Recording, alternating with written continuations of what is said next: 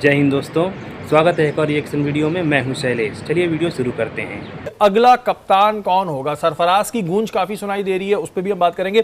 आतिफ आप आके भाई मिस्टर अमीर भाई से हमने कप्तानी के हवाले से बात की। कल प्रेस कॉन्फ्रेंस भी बाबर आजम की देखी और उस पर भी 80% क्वेश्चन उनकी कप्तानी के हवाले से था। मेरी कप्तानी की वजह से मसले आ रहे हैं तो मैं कप्तानी छोड़ दूंगा वर्ल्ड कप के बाद। इरफान पठान क्रिकेट में कुछ खास काम कर नहीं पाए तो वो राशिद के साथ मिलकर भंगड़े डाल रहे हैं।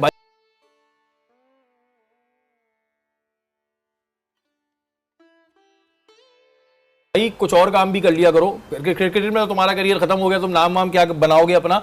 भंगड़े डाल रहे राशिद खान के साथ खड़े होके, ये क्या चीज है कि ये कहते हैं कि जी हमें बुक्स नहीं है, पाकिस्तान बुक्स करता है, तो बुक्स तो दिख रहा है। किस खुशी में इरफान पठान को भंगड़े डालने का शौक है? तुम्हारे यहाँ बहुत सारे रियलिटी शोज में डांस वांस होता है, जाके नाच लिया करो, शौक पूरा कर लिया करो अपना। भाई वो अफगानिस्तान को सपोर्ट कर रहे थे, अफगानिस्तान जीत गया इसलिए वो डांस कर रहे हैं। तुम्हारी क्यों लग रही है?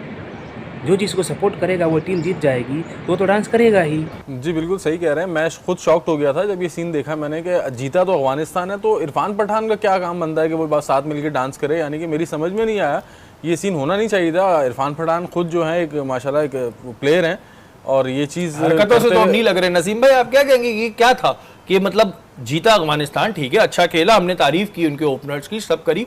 इरफान पठान को किस बात की खुशी हो रही है? अफगानिस्तान में को प्लॉट ले लिया उन्होंने, या अफगान नेशनल बनने वाले वो? नहीं, वो जिस तरीके से डांस करते हुए दिखाई दिए वो दर हकीकत वही नफरत है जो हम वर्ल्ड कप के आगाज से देख रहे हैं। ये कि आज तक आपने देखा है कभी कि किसी और टीम के जीतने पे किसी और टीम का खिलाड़ी नाच रहा हो? वो कहते हैं ना बेगानी शादी में अब्दुल्ला दीवाना। ये बेगानी शादी नहीं लग रही ना। हाँ, ये बेगानी शादी कहाँ से लग रही है? रिश्ता डाल दिया है मुझे लग रहा है। इब्राहिम स्टेटमेंट दे रहे हैं कि इलीगल अफगान को निकाल रहे हैं। मैं अपनी ये जो कामयाबी है उनके नाम करता हूँ। इरफान पठान उस पर डांस कर रहे हैं, तो आपको समझना चाहिए कि ये अब्दुल्ला दीवाने नहीं है, ये दीवानगी कुछ और है। और इस दीवानगी का मकसद सिर्फ और सिर्फ ऐसा लगता है कि पाकिस्तान टारगेट है। और इरफान साहब को मेरा जाते जाते इरफान पठान आपको ये है, आपके वहाँ पे बहुत अच्छे रियलिटी शोज होते हैं, किसी डांस वांस में पार्टिसिपेट करें। काफी दफा कर चुके हैं वो। ये हरकतें करते रहा करें, उस पे रहेंगे आप, लाइन पे रहेंगे आप, सुर्खियों में रहेंगे, जो आप चाहते हैं वो हो जाता है। अगला कप्तान कौन होगा? सरफराज की गूंज काफी सुनाई दे रही है, उस पर भी हम बात करेंगे। आतिफ आप बताएं कि ये सोशल मीडिया पे इस वक्त बड़ी गूंज है कि अगला कप्तान कौन है, और सरफराज को बहुत याद किया जा रहा है। मुझे 2015 का वर्ल्ड कप याद आ गया कि जब उस वक्त लोग कहते थे कि वकार यूनिस उनको चांस नहीं दे रहे, लेकिन फिर उसके बाद सरफराज ने जो है आए थे और फिर अपनी परफॉर्मेंस दिखाई थी। तो इस वर्ल्ड कप में भी अब दोबारा सरफराज का नाम क्यों आ रहा है? क्यों इस वजह से आ रहा है? देखें जो परफॉर्मेंस अभी चल रही है पाकिस्तान टीम की, जो बाबर जिस तरह परफॉर्म कर रहे हैं और टीम को लेके जिस तरह चल रहे हैं, तो क्यों नहीं आवाज़ आनी चाहिए? हम भी बोल रहे हैं तो इसलिए आवाम भी इसी तरह बात करेगी और सोशल मीडिया पे इसलिए चल भी रहा है कि बाबर को तो हाथ साथी कप्तान बनाया गया था, अगर आपको याद हो, नसीम भाई ने जैसे बताया। और वो सरफराज को जिस तरह CEO थे हमारे वसीम खान साहब, जिन्होंने हटाया था कि आप कप्तानी छोड़ दें, तो कोई तो रीज़न होगा जो इतनी बड़ी, यानी कि आप चैंपियन ट्रॉफी जीत के आ रहा है वो कप्तान, और आप उसको बोल रहे हैं कप्तानी छोड़ दें। रखें नसीम भाई, एक तो ये बड़ा चल रहा है टॉप ट्रेंड पे, अगला कप्तान कौन? इन्हीं दोस्तों में से कोई आना है किसी ने अगला कप्तान, और सरफराज का लोग बड़ा याद कर रहे हैं। Sarfaraz as a leader engage रखा करते थे। देखिए, मैंने मोस्टली महेंद्र सिंह धोनी को देखें, सरफराज को देखें, मोइन भाई, राशिद भाई, विकेट कीपर कैप्टन ज़्यादा बेहतर होता है। वो सारी चीज़ को पीछे से खड़ा हुआ और ग्राउंड को भी देख रहा है, बॉलर के एटीट्यूड को भी पूरे मैच में उसने एक्टिव रहना है। वो एक्टिव है, वो हर चीज़ को जो है वो मॉनिटर कर रहे हैं। तो विकेट कीपर कैप्टन कामयाब रहे हैं।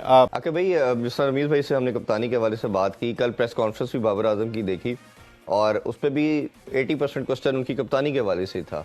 और उन्होंने कहा जी मेरे पे कोई प्रेशर नहीं है। अगर उन पे प्रेशर नहीं है तो फिर किस पे प्रेशर है और कौन रिस्पॉन्सिबिलिटी लेगा? और जो 3-4 चीज़ें मैंने जैसे रमीज भाई से पूछे, सही हम आपसे जानना चाहेंगे कि कभी आपको फील्ड प्लेसिंग का नहीं पता चलता, कभी किस बॉलर को किस जगह पे यूटिलाइज करना है। बॉल रिवर्स स्विंग हो रही है तो आपने स्पिनर को लगा देना, और इसी तरह अपने जो टोटल है 70 या कुछ को लंबा ना लेके जाना, अब्दुल्ला शफीक का विकेट को थ्रो कर देना, रिजवान की जिबो गरीब शॉट जो अपने क्रिकेट में नहीं नजर आती, इस तरह की शॉट्स, ये सीनियर प्रो के तौर पर खेलना कैसे? खास तौर पे बाबर के हवाले से मैं पहले मेनली जानना चाहूँगा। देखिए, बाबर जब से कप्तान बने हैं पैचेस में चीज़ें बेहतर भी हुई, बट वो जो एक इम्पैक्ट होता है कैप्टन का, उस तरह कप्तान वो बन नहीं पाए। असल में बेड़ा गर्क हुआ है सरफराज को हटाने से। वो सरफराज जब सब कुछ चीजें ठीक हो रही थी और उसको हटाया था, वहां से ये स्टार्ट हुआ है। पाकिस्तान के एक बड़े सीनियर जर्नलिस्ट हैं जिन्होंने ये बात ब्रेक की है कि बाबर आजम कल जाके ड्रेसिंग रूम में रोया है। बाबर आजम कल होटल में भी जाके रोया है और रोते हुए बाबर आजम ने यह बात बोली है कि अगर मेरी कप्तानी की वजह से मसले आ रहे हैं तो मैं कप्तानी छोड़ दूंगा वर्ल्ड कप के बाद। दोस्तों, सारा टिकड़ा बाबर आजम के ऊपर फोड़ दिया गया है। हार का जिम्मेदार बाबर आजम को ठहरा दिया गया है। एक चीज़ मैं बता दूं आप लोगों को कि हार का जिम्मेदार एक प्लेयर नहीं होता, पूरे ही प्लेयर होते, पूरे 11 प्लेयर होते हैं हार के जिम्मेदार। अकेला एक प्लेयर मैच को जितवाता या हरवाता नहीं है। तो इसमें जिम्मेदार सिर्फ बाबर आजम नहीं है, सभी जिम्मेदार हैं इसमें। और हाँ, अगर चेंज करना है ना तो सिर्फ बाबर आजम को नहीं, पूरी टीम को चेंज करो। तुम्हारी पूरी टीम ही कचरा है, एक दूसरे को सपोर्ट नहीं करती है, आपस में लड़ते रहते हैं, क्या खेलेंगे वो लोग। इसलिए पूरी टीम ही तुम्हारी कचरा है, पूरी टीम को ही बदलो। चलिए, आपने वीडियो पूरा देख लिया, बताइएगा कमेंट्स करके कैसा लगा वीडियो।